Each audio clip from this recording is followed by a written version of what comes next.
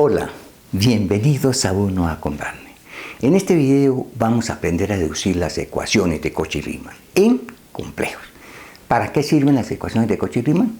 Para demostrar cuando una función no es derivable. Entonces las hipótesis más o menos de eso. F de z derivable significa que la función está definida en z y en una vecindad de z.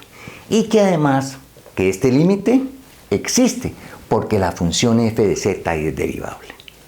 Y además que f de z yo la puedo escribir como u de xy más ib de xy, donde x y y son reales. Entonces, bajo esas hipótesis vamos a deducir las ecuaciones de Cauchy-Riemann. ¿Estamos? Entonces simplemente partimos de la hipótesis que tengo aquí. F' de z simplemente va a ser límite cuando h tiende a 0 de f de z más h menos f de z sobre h. Z es x más y y h es h1 más i o h sub 1 más i h sub 2. Esto es igual entonces al límite cuando h sub 1 y h sub 2 tienden a 0, 0. ¿De qué? De f de z, que es x más y más h sub 1 más i, h sub 2, menos f de x más y sobre h sub 1 más i, h sub 2. ¿Y esto a qué va a ser igual? Va a ser igual a el límite cuando h sub 1 y h sub 2 tienden a 0, 0. ¿De qué? Agrupamos x más h sub 1, f de x más h sub 1 más i por y más h sub 2 menos f de x más y sobre h sub 1 más i, h sub 2. ¿De acuerdo? Ahora, ¿esto a qué va a ser igual?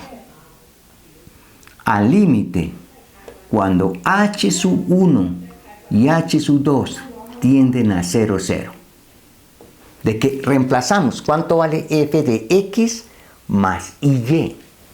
F de x más y vale u de xy más ib de xy. O sea, va a ser simplemente, esta primera parte va a ser u de x más h sub 1. Este es el que se llama x allá, f de x más y. Coma y más h sub 2. Menos, o más, mejor, más i b de x sub 1, perdón, b de x más h sub 1, coma, y más h sub 2, menos f de x más y, u de xy menos ib de xy, menos u de xy menos i v de xy. Y todo esto sobre h sub 1 más i, h sub 2. ¿Y esto a qué va a ser igual? ¿Estamos? O sea, eso va a ser igual aquí. Voy a escribir aquí un paréntesis. Paréntesis. Entonces, primero voy a trabajar este límite por el camino h sub 1, 0. Por el camino h sub 1, 0. Quiere decir que donde esté h sub 2 voy a escribir 0. Y donde esté h sub 1 voy a escribir h sub 1 y x y y normales. O sea, eso va a ser el límite cuando h sub 1 tiende a 0. Por el camino, que quede muy claro, h sub 1, 0. De u de x más h sub 1, coma, y más i v de x más h sub 1, coma, y menos u de x, y menos i por b de x, y, y esto sobre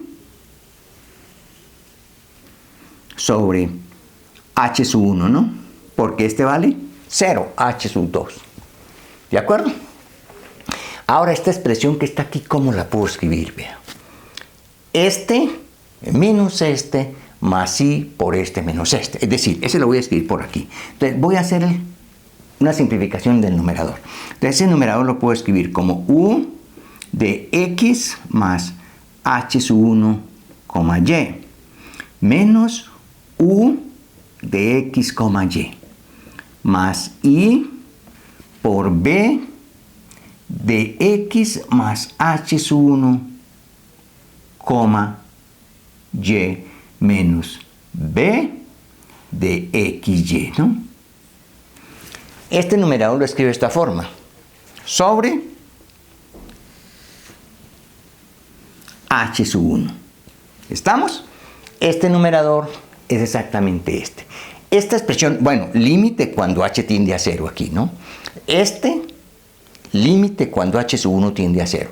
O sea, esto sería igual al límite cuando h sub 1 tiende a 0 de u de x más h sub 1, y menos u de xy sobre h sub 1 más i por b de x más h sub 1, y menos b de xy.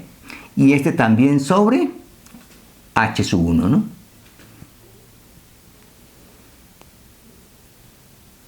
¿Vamos? Esta expresión yo la puedo escribir de esa forma. Y que quede claro, este límite, ¿cuánto vale? De u de x. O sea que esto es du, derivada parcial de u con respecto a x en el punto xy, más i, y esta es la derivada parcial de b con respecto a y, a x también. O sea, más i por db de x en el punto xy. ¿Vamos? Esta es la derivada parcial de u con respecto a x y esta es la derivada parcial de b con respecto a x por el camino h1, 0. Ahora, por el camino 0, h sub 2. O sea, simplemente aquí, donde esté h1 voy a escribir 0 y donde esté h sub 2 voy a dejar h sub 2.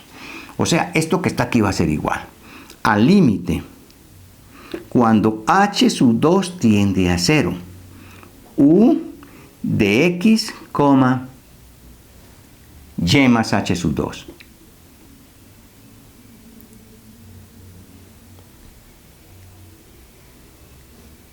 Más i, v de x, y más h sub 2, menos u de xy menos iv de xy sobre h sub 1 vale 0, h sub 1 y me queda esta expresión que está aquí, sobre i por h sub 2. ¿De acuerdo? Ahora aquí lo mismo, este menos este más este menos este. O sea, esto es igual a límite cuando h sub 2 tiende a 0, ¿de qué? De u de x, y más h sub 2 menos u de xy más i v de x y más h sub 2 menos b de xy. Y todo sobre y por h sub 2. Entonces observen, vea, esta i con esta i se cancela. Y aquí me queda 1 sobre i, que es menos i. O sea que este primer límite es menos i por esto que está aquí es la derivada de u con respecto a y, ¿no? De u de y en el punto xy. Esta i con esta i se cancela y esta es la derivada con respecto a y de b en el punto xy.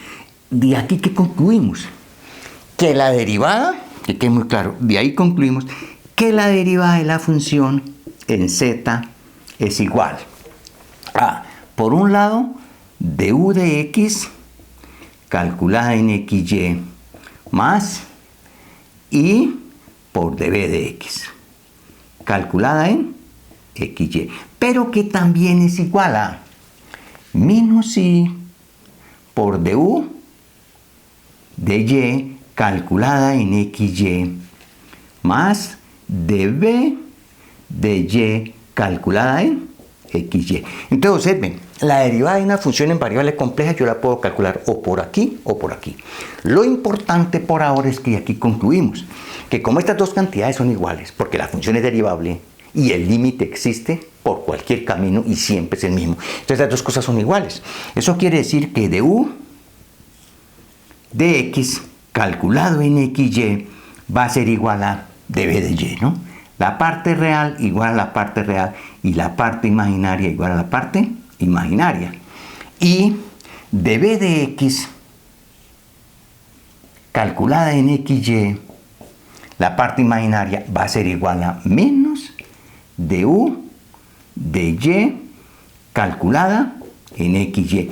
Y estas son las que se conocen con el nombre de las ecuaciones de Cauchy-Riemann. Entonces, ahí está la deducción de las ecuaciones de Cauchy-Riemann. ¿Para qué sirve esto? Vean, si f es derivable, satisface las ecuaciones de Cauchy-Riemann. Eso quiere decir que si las ecuaciones de Cauchy-Riemann no se satisfacen, f no es derivable, y eso es lo que vamos a hacer en el próximo video. Hasta pronto.